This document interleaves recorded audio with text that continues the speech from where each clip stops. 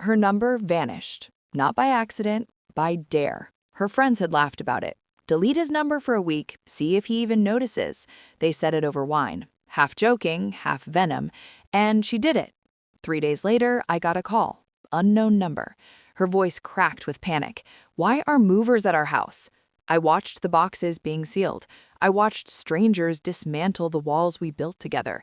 I let her voice tremble through the phone. Then I said quietly, "Wrong number and wrong house now." And I hung up. But the truth didn't start there. It started long before, in the silence between messages, the way she began to smile at ghosts in her phone. It began with distance, invisible but sharp enough to bleed. She started answering texts with half words, kisses with sighs. There was always something urgent, something later. At first, I thought it was exhaustion, work, life, but love doesn't fade that cleanly. It corrodes. The night I found her deleting messages at 2 a.m., she said, "It's nothing, just memes." Memes don't make you shake. Memes don't make you delete the moment someone enters the room.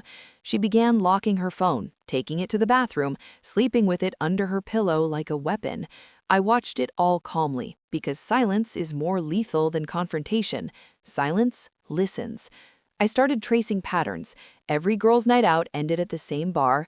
Every late text had a different excuse but the same timestamp. And one night when she thought I was asleep, I heard her whisper, "I miss you too." She didn't say my name. That was the moment I stopped loving her the way I used to. I loved her the way a surgeon loves a tumor he's about to remove, with precision. I began planning quietly. Bank accounts separated, passwords changed, legal documents pre-signed and dated. When she left for her weekend retreat, I called a moving company, told them to pack everything with my name on it and nothing else. She thought she was testing my attention. I was testing her absence. Day 3 of her little game, she finally called. Unknown number, breathless. "Why are movers at our house? Where are my things?"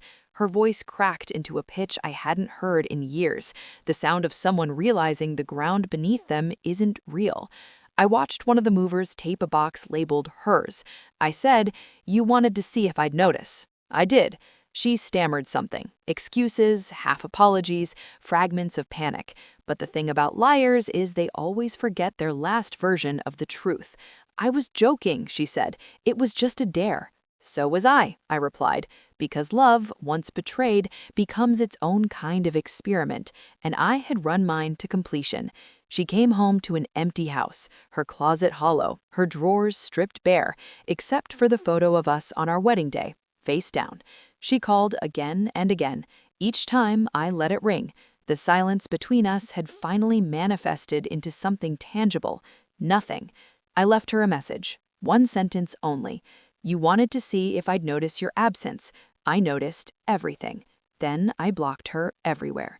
No shouting, no final argument, just absence. Surgical, absolute, irreversible. People think revenge is an act. It's not. It's a withdrawal. You don't strike back. You remove the privilege of your presence. She called from different numbers for days. I never answered. Then one message slipped through. I made a mistake. I didn't reply, because some mistakes don't deserve correction, they deserve memory. Now my nights are quiet, too quiet sometimes, but peace, like revenge, demands sacrifice. She wanted to see if I'd notice her missing. I did, and I made sure she noticed me missing more. Love taught me patience.